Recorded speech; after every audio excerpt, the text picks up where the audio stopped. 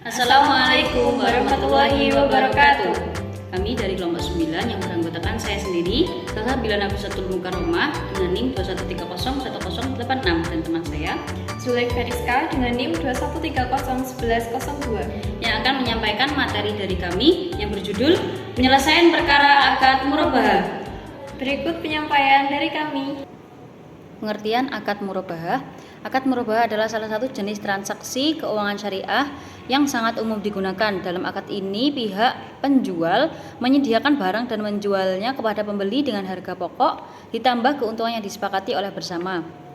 Akad murabahah memiliki karakteristik transparansi harga, kepemilikan barang yang jelas, dan pembayaran cicilan yang tetap. Ini menjadikannya populer di lembaga keuangan syariah. Selanjutnya, karakteristik akad murabahah. Yang pertama adalah transparansi harga. Akad murabahah mengharuskan penjual untuk mengungkapkan harga perolehan barang dan keuntungan yang diambil secara terbuka. Yang kedua, kepemilikan yang jelas. Dalam akad ini, kepemilikan barang berpindah dari penjual ke pembeli sehingga resikonya pun juga ikut berpindah. Yang ketiga, pembayaran cicilan tetap. Pembayaran cicilan dalam akad murabahah jumlahnya tetap dari waktu ke waktu, memudahkan perencanaan keuangan bagi kedua belah pihak. Yang ketiga, potensi sengketa dalam akad murabahah.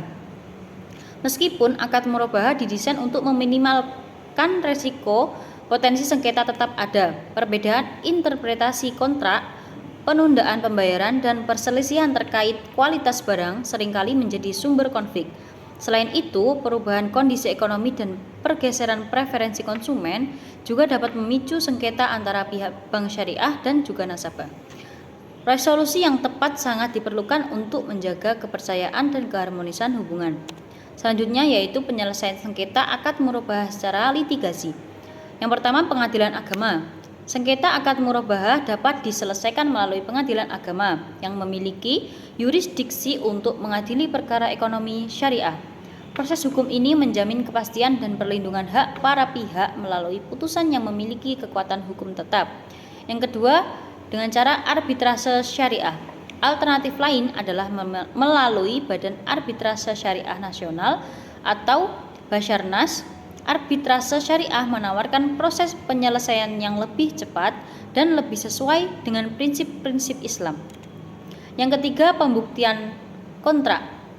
Dalam penyelesaian sengketa secara litigasi, pengadilan agama akan menilai keabsahan dan pelaksanaan kontrak murabahah berdasarkan alat bukti yang diajukan, seperti dokumen, saksi-saksi, dan yang lain sebagainya. Yang keempat, putusan pengadilan. Hakim dapat memutuskan ganti rugi, pembatalan kontrak, atau penyelesaian lain yang sesuai dengan prinsip syariah. Putusan tersebut mengikat para pihak dan dapat dipaksakan secara hukum. Baik, di sini saya akan melanjutkan materi yang sudah dijelaskan oleh rekan saya, yaitu penyelesaian sengketa akad murabahah secara non-litigasi. Yang pertama yaitu negosiasi. Para pihak yang bersengketa dapat saling bernegosiasi untuk mencapai solusi yang saling menguntungkan. Pihak bank syariah dan nasabah dapat membahas ulang syarat-syarat kontrak dan mencari jalan keluar yang adil. Kemudian yang kedua yaitu mediasi. Jika negosiasi langsung tidak berhasil, mediasi dengan melibatkan pihak ketiga yang netral dapat membantu. Mediator dapat memfasilitasi komunikasi dan membantu mencari kompromi yang dapat diterima oleh semua pihak. Kemudian yang ketiga yakni konsiliasi. Konsiliasi melibatkan pihak-pihak yang bersengketa untuk mencari solusi bersama dengan bantuan pihak ketiga. Kemudian proses ini menekankan pada komunikasi terbuka dan hubungan kolaboratif untuk mencapai kesepakatan. Kemudian, peran lembaga keuangan syariah dalam penyelesaian sengketa. Yang pertama, mediasi internal. Lembaga keuangan syariah dapat menjadi mediator internal untuk memfasilitasi negosiasi antara nasabah dan pihak bank. Hal ini dapat membantu mengidentifikasi akar masalah dan menjadi solusi yang saling menguntungkan. Kemudian yang kedua, penyediaan pedoman. Lembaga keuangan syariah dapat menyusun pedoman dan prosedur penyelesaian sengketa yang jelas, transparan, dan sesuai dengan prinsip-prinsip syariah. Hal ini dapat menjadi acuan bagi nasabah dan menghindari sengketa di kemudian hari. Kemudian yang ketiga, pelatihan dan edukasi. Lembaga keuangan syariah dapat memberikan pelatihan dan edukasi kepada staf dan nasabah mengenai penyelesaian sengketa ekonomi syariah. Hal ini dapat meningkatkan pemahaman dan kesadaran akan hak dan kewajiban para pihak. Kemudian yang terakhir, kerjasama dengan lembaga terkait.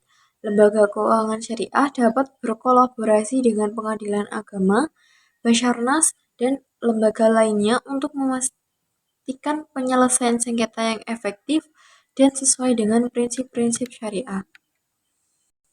Kemudian tantangan dan kendala dalam penyelesaian sengketa akad murabahah. Yang pertama, pemahaman hukum syariah yang terbatas.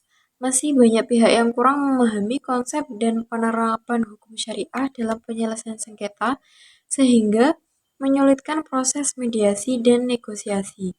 Kemudian yang kedua, perbedaan budaya dan perspektif. Latar belakang budaya dan perspektif yang berbeda antara bank syariah dan nasabah dapat menyulitkan tercapainya kesepakatan yang adil dan diterima oleh semua pihak. Kemudian yang ketiga, keterbatasan sumber budaya. Kurangnya tenaga ahli, dana, dan infrastruktur yang memadai di lembaga keuangan syariah dapat menghambat upaya penyelesaian sengketa yang komprehensif. Kemudian yang keempat, komitmen penegakan hukum yang lemah. Penegakan hukum yang tidak konsisten dan komitmen yang rendah dari aparat penegak hukum dapat mengurangi keefektifan penyelesaian sengketa secara litigasi. Kemudian kesimpulan dari materi yang sudah kami sampaikan yaitu penyelesaian sengketa akad murabahah dalam ekonomi syariah membutuhkan pendekatan yang komprehensif, melibatkan lembaga keuangan syariah, lembaga hukum, dan pihak terkait lainnya. Diperlukan upaya peningkatan pemahaman hukum syariah, harmonis perspektif, dan komitmen penegakan hukum yang kuat. Baik, itu saja yang dapat kami sampaikan. Sekian penjelasan dari kami. Kurang lebihnya mohon maaf. Wassalamualaikum warahmatullahi wabarakatuh.